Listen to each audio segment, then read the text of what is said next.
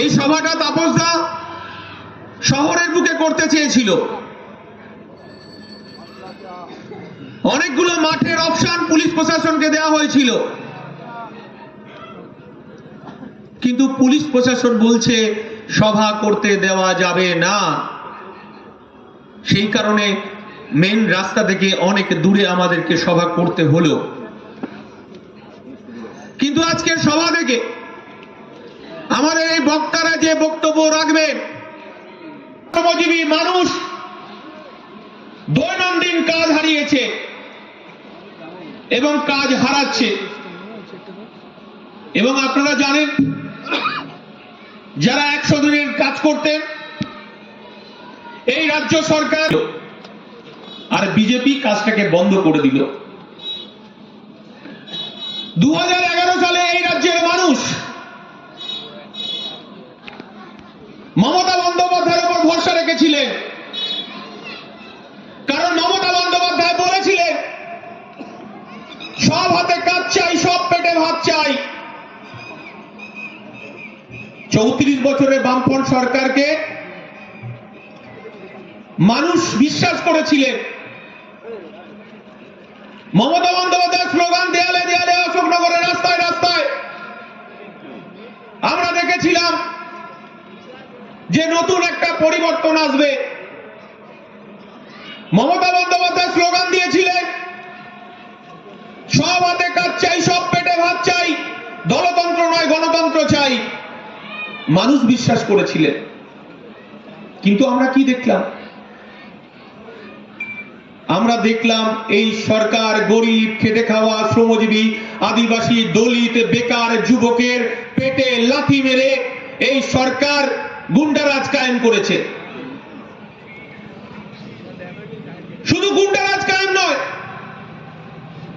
গরিব, খেটে খাওয়া, শ্রমজীবী মানুষ তার অধিকারের কথা যখনই রাস্তায় নেমে বলার চেষ্টা করেছে, তার গণতান্ত্রিক অধিকারকে কেড়ে নিয়েছে, তার কণ্ঠকে রোধ করার চেষ্টা করা হয়েছে।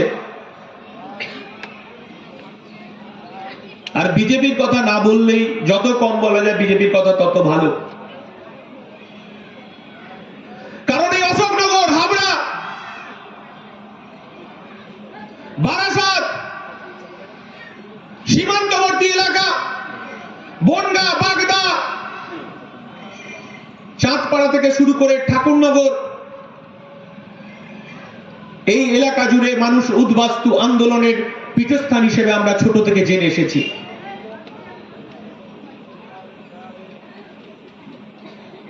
উদ্বাস্তু আন্দোলন, দুর্বার আন্দোলন, কলোনির আন্দোলন, রুটি রুজির আন্দোলন, খাদ্যের আন্দোলন, রেশন কার্ডের আন্দোলন, ভোটাধিকারের আন্দোলন। আমরা দেখেছি মানুষ আন্দোলনের মধ্য দিয়েই এলাকার মানুষ এখানে কলোনি গড়ে তুলেছে। আমরা দেখেছি মানুষ তার বেঁচে থাকার অধিকারটুকু পেয়েছে। কিন্তু 2011 সালের পর মানুষ তার যে পাট্টা পেয়েছিল, মানুষ তার মাথা গুঁজে থাকার যে অধিকারটা পেয়েছিল, তাদের পাট্টা পর্যন্ত তৃণমূলের নেতা, তৃণমূলের দালালরা সেই পাট্টা লুটছে। কে প্রতিবাদ করবে? কে রাস্তায় দাঁড়িয়ে তার প্রতিবাদের আওয়াজ তুলবে?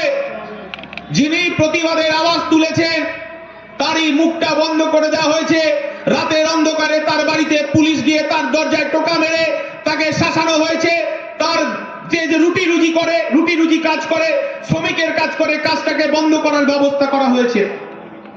এই জিনিস আমরা দেখছি প্রতিনিয়ত চোখের সামনে। প্রতিদিন আমরা এই জিনিস আমরা দেখতে পাচ্ছি। ভ্যান চালক থেকে শুরু করে, টোটো চালক থেকে শুরু করে, অটো চালক থেকে শুরু করে, রাস্তায় নামলে তার শ্রমের বিনিময়ে সে তার সংসার চালানোর জন্য তৃণমূলের পার্টি অফিসে এই রোডের কমিশন হিসাবে 30,000, 40,000, 50,000, 1 লাখ টাকা দিয়ে আসতে হচ্ছে তৃণমূলের নেতাদেরকে। এই জিনিস দিনের পর দিন চলতে পারে না। হিটলার আপনারা নাম শুনেছেন? হিটলারের নাৎসি বাহিনী পরাজিত হয়েছে। আর সবে তো মমতা বন্দ্যোপাধ্যায়ের 2 পয়সা 4 পয়সার নেতারা আমার গরিব খেটে খাওয়া আদিবাসী দলিত মানুষের তার রুটি রুজির অধিকার কেড়ে নিয়েছে। এই কারণেই আজকে তাপস ব্যানার্জি যে সভা আজকে করছে, এই সভার তাৎপর্য এটাই যে গরিব মানুষের পেটে ভাত দাও, গরিব মানুষের অধিকারকে বুঝিয়ে দাও, গরিব মানুষের শ্রমজীবী ঐক্য গড়ে তোলো, মানুষের কথা বলার অধিকার, তার রুটি রুজির অধিকারকে ফেরত দিতে হবে। আজকের এই সভার তাৎপর্য এখানেই। অনেকেই এই মিটিংটাকে বন্ধ করতে চেয়েছিলেন, কিন্তু আইএসএফ মিটিং করবে, মিছিল করবে, যতই আঘাত আসুক, যতই আক্রমণ আসুক, যতই জেলের ভয় দেখানো হোক, যতই জেলে আটকে রাখার ব্যবস্থা করা হোক, ইন্ডিয়ান সেকুলার ফ্রন্ট সে বনে হোক, জঙ্গলে হোক আর খাদানে হোক, গরিব খেটে খাওয়া শ্রমজীবী আদিবাসী মানুষের ঐক্যকে সুদৃঢ় করার জন্য এইরকম সভা আরো হাজার বার হবে। পুলিশ প্রশাসনকে এই কথাটা বলে যেতে চাই।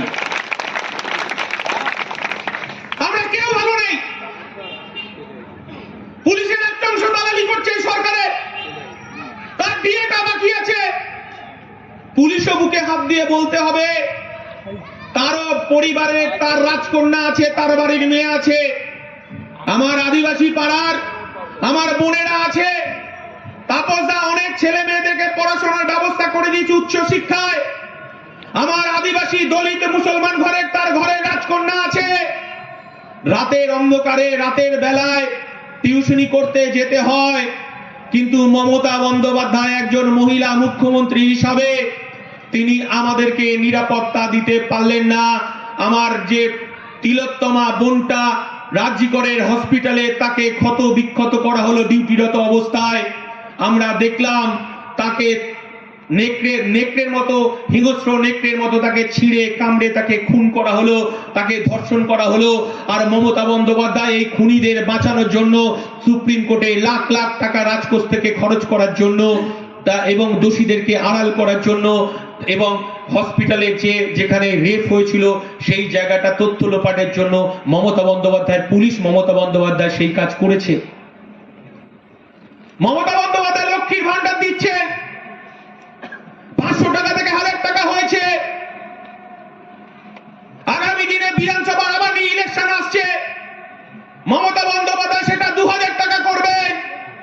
কিন্তু মমতা বন্দ্যোপাধ্যায় এটুকু বুঝেছে, আমার তিলোত্তমা বোনের মৃত্যু এই পশ্চিম বাংলার লাখো লাখো আমার মায়েরা তার বাড়ির রাজকন্যার জন্য, তার বাড়ির রাজকন্যা নিরাপত্তার জন্য রাত জেগেছে। মমতা বন্দ্যোপাধ্যায় বুঝে গেছে 2026 মমতা বন্দ্যোপাধ্যায়ের নয়। তাই তো বিজেপির রাম মন্দিরের সঙ্গে মমতা বন্দ্যোপাধ্যায় মুসলমান, খ্রিস্টান, জৈন, আদিবাসী, দলিত, হিন্দুদের করের টাকায়, আমার কোষাগারের টাকায় জগন্নাথ মন্দির করতে হচ্ছে। আর আমার বাংলার বেকার যুবকদের বাটি নিয়ে রাস্তায় বসে থাকবে। আর 26,000 যে আমার ভাইদের চাকরি চলে গেল, তার চোখের জলের উত্তর মমতা বন্দ্যোপাধ্যায়কে দিতে হবে না? বালু মল্লিক, জ্যোতিপ্রিয় মল্লিক গরিব খেটে খাওয়া আদিবাসী দলিত মানুষের তাদের রুটি রুজি, রেশনের চাল ডাল, তাদের খাদ্যদ্রব্য, আটা চুরি করে জেল খাটলো। আর নির্লজ্জের মতো মমতা বন্দ্যোপাধ্যায় জেল থেকে বের করে তাকে মালা পরাচ্ছে। এর থেকে আর অপরাধ কি হতে পারে? হ্যাঁ, আমরা পরাজিত হয়েছি, বিধানসভায় অশোকনগরে পরাজিত হয়েছি। মানুষ আমাদেরকে বিশ্বাস করেনি, মানুষ আমাদেরকে ভোট দেয়নি। পঞ্চায়েত নির্বাচনে আপনাদের গোস্বামী দাদারা বসিরহাটে বাড়ি এখানে এসে ভোট লুট করেছে। নারান্দার কথা বলছি, এই আমি একটু আগে কথা হচ্ছিল যে কিভাবে পঞ্চায়েতের ভোটটা লুট করেছে। লোকসভায় তৃণমূল বলল যে বিজেপিকে রুখতে হবে, আর আমরা বিশ্বাস করলাম বিজেপিকে রোখার জন্য তৃণমূলকে ভোটটা দিলাম সবাই। কিন্তু ওয়াকফ বিলে মমতা বন্দ্যোপাধ্যায় সংখ্যালঘু মুসলমানদের ঠকালেন। তার দলের 3 জন সাংসদ পার্লামেন্টে যে বিল পাস হলো, 3 জন সাংসদ সেই পার্লামেন্টের ওয়াকফ বিলে ভোট দিলেন না। আর মমতা বন্দ্যোপাধ্যায় জগন্নাথ মন্দির তৈরি করে বিজেপির সঙ্গে পাল্লা দিচ্ছে। মোদি বড় না আমি বড়, মোদি তৈরি করেছে রাম মন্দির। ভারতবর্ষের মানুষ দুগলে থাপ্পড় মেরে বুঝিয়ে দিয়েছে এ দেশ ধর্মনিরপেক্ষ দেশ, এ দেশ হিন্দুর দেশ, এ দেশ মুসলমানের দেশ, এ দেশ আদিবাসীর দেশ, এ দেশ আমাদের ধর্মনিরপেক্ষ দেশ। এখানে 240-এ থামিয়ে দিয়েছে।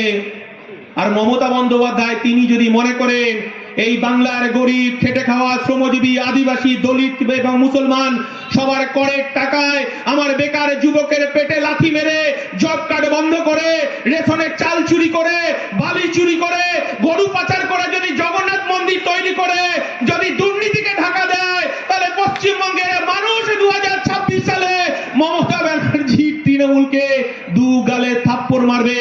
এই কথা বলে আজকে শ্রমজীবী মানুষ খেটে খাওয়া দলিত আদিবাসী উদ্বাস্তু মানুষের সঙ্গে আইএসএফ আছে, তাপস ব্যানার্জি আগামী দিনেও থাকবে। এই কথা বলে ঐক্যবদ্ধ আন্দোলন, ঐক্যবদ্ধ সমাজ ব্যবস্থা, ঐক্যবদ্ধ ভাবে আমাদের লড়াই করে আগামী দিন আমাদের গরিব খেটে খাওয়া শ্রমজীবী মেহনতি মানুষের হবে। এই কথা বলে সকলকে সংগ্রামী অভিনন্দন জানিয়ে আমার সংক্ষিপ্ত বক্তব্য শেষ করছি। জয় হিন্দ, ইনকলাব জিন্দাবাদ, ইন্ডিয়ান সেকুলার ফ্রন্ট জিন্দাবাদ।